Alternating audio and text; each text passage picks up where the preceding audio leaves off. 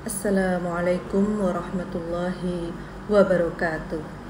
Hamdan wa syukran lillah, wassalatu wassalamu ala rasulillah, la nabiyya ba'dah, amma ba'd.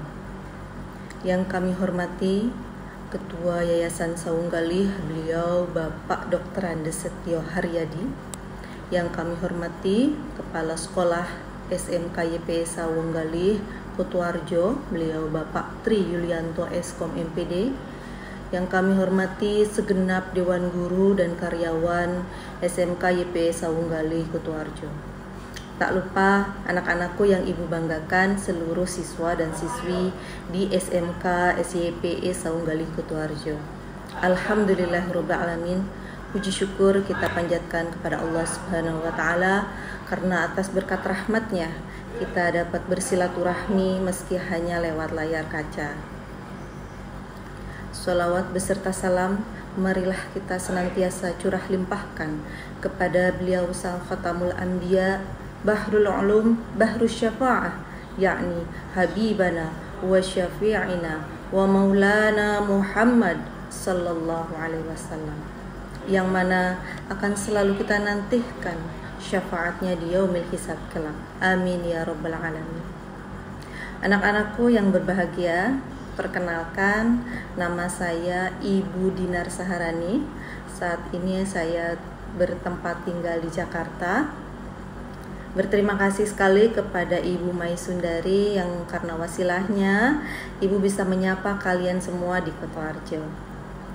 Baik, pada kesempatan ini Ibu akan coba sharing mengenai sosok teladan utama kita. Siapa lagi kalau bukan Nabi Muhammad SAW, dengan tema meneladani Nabi Muhammad di era milenial kini. Anak-anakku, tidak terasa bulan Rabiul Awal tahun 1443 Hijriah telah menyapa kita. Sebuah bulan yang mulia di mana telah lahir seorang manusia yang bukan manusia biasa. Beliau laksana batu permata di antara batuan biasa.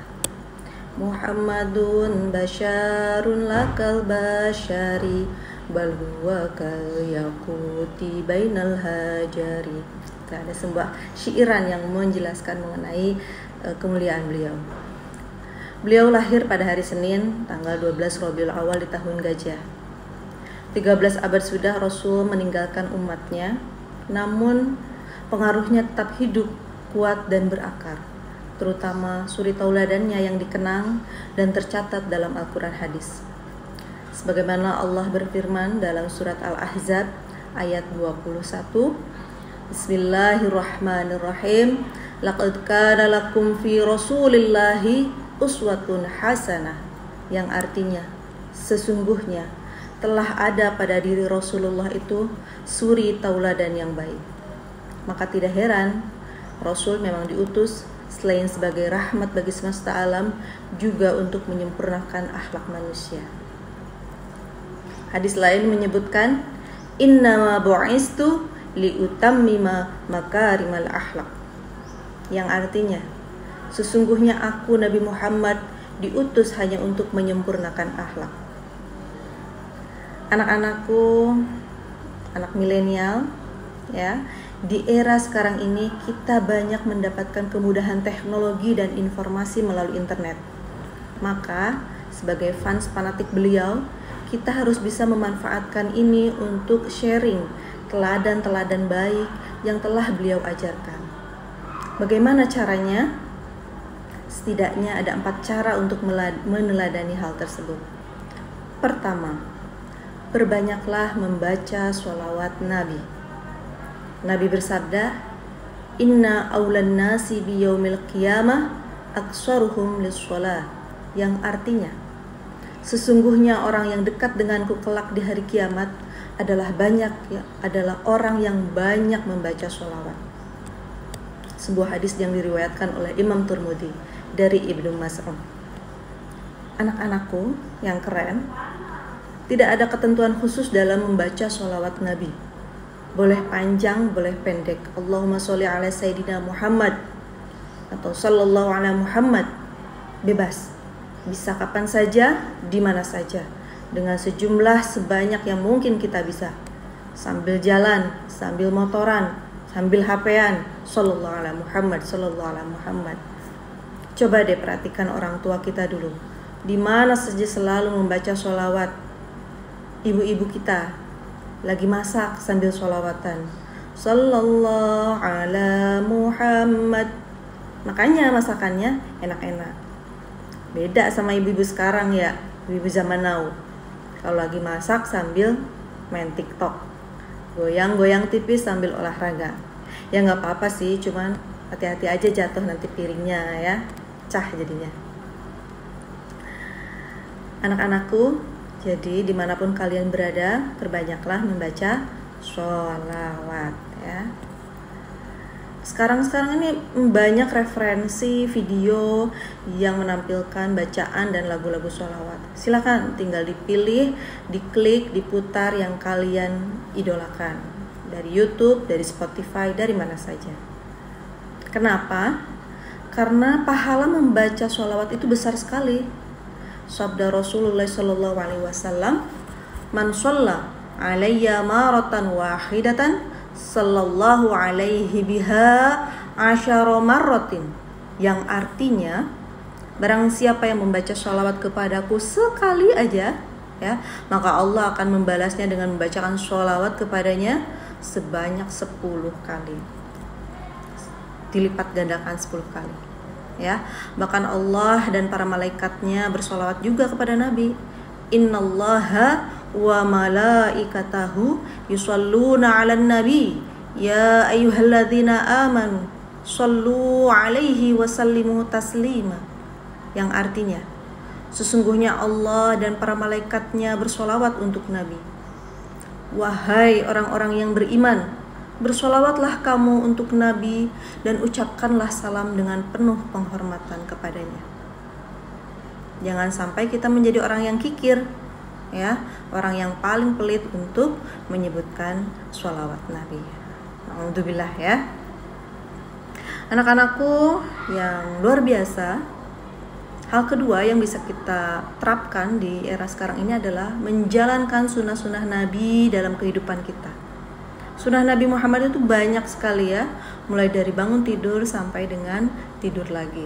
Sholat duha, tahajud, cara makan, cara berjalan, cara bertutur ya. Jangan sampai kita menyakiti orang lain dari ucapan dan perbuatan kita. Mari kita hidupkan sunnah-sunnah beliau kalau memang mengaku sebagai umat dan mencintainya. Gak lama kok, sholat duha berapa menit sih? Gak akan sebanding dengan nonton drama Korea di Netflix yang berhari-hari atau berjam-jam ya. Insya Allah kalau sudah cinta sama Nabi, akan bareng bersama beliau di surganya Allah Subhanahu Wa Taala. Almar'u ma'aman ahabba, ya artinya seseorang itu akan bersama dengan orang yang ia cintai. Oke, selanjutnya yang ketiga yang bisa kita terapkan dalam masa kini dengan meneladani Nabi adalah membaca dan mengamalkan Al-Quran ya. Nabi Muhammad SAW pernah bersabda, khairukum man ta'allama al-Quran wa 'allamahu. Ya, sebaik-baiknya orang di antara kamu adalah orang yang belajar Al-Quran dan mengajarkannya. Ya, artinya semampu kita coba amalkan, membaca Al-Quran, kalau bisa mengajarkan kepada orang lain ya. Dari 24 jam berapa waktu kita sisihkan untuk buka Al-Quran ya. Ibu yakin di HP kalian sudah terpasang aplikasi Quran, baca reminder untuk baca Al-Quran. Gak ada yang sulit ya di masa sekarang ini. Dari gadget kita bisa membantu kita untuk meningkatkan kualitas ibadah kita. Di hadis lain beliau juga bersabda, Iqra'ul Qur'an fa innahu ya'ti yaumal qiyamah syafi'an li ashabi. Artinya, bacalah Quran karena sungguh akan datang pada hari kiamat Al-Quran sebagai pemberi syafaat bagi pembacanya. Ya, semampu dan semaksimal kita jadikan Al-Quran sebagai guidance of life ya, petunjuk dalam hidup gitu. Oke, yang nomor berapa sekarang? Yang keempat ya. Yang keempat adalah ta'alluq atau keterkaitan. Maksudnya senantiasa mengaitkan dan mendekatkan kepada Nabi dalam segala situasi dan kondisi, ya. Bagaimana Nabi menghadapi pandemi, bagaimana Nabi menyikapi orang yang berbuat buruk terhadapnya, ya. Mencontoh perilaku pribadi yang baik dari beliau, sidik, amanah, fatonah, tabligh, ya. Bisa juga dengan mempelajari sejarah hidup Nabi dari buku-buku, ataupun membaca maulid tiba, maulid berjanji, apa saja silakan, ya. Artinya ada banyak jalan untuk membuat kita selalu meneladani beliau, ya. Anak-anak keren, mari kita jalankan setidaknya 4 hal di atas dari sekian banyak kemuliaan Nabi Muhammad SAW, ya. Dengan harapan kita dibahagiakan Allah di usia kita. Mudah-mudahan kita dimudahkan untuk menjalankan sunnah-sunnahnya, dan yang penting mendapatkan syafaatul uzma beliau dan masuk ke dalam barisan umat beliau. Amin amin ya rabbal alamin, ya. Demikian yang bisa Ibu sampaikan, ya. Yuk kita sama-sama mengamalkan 4 hal tadi. Semangat, tetap belajar. Jangan lupa sharing hal-hal baik melalui gadget kalian, ya. Akhirul kalam, wallahu muwaffiq ila aqwamit thoriq. Wassalamualaikum warahmatullahi wabarakatuh.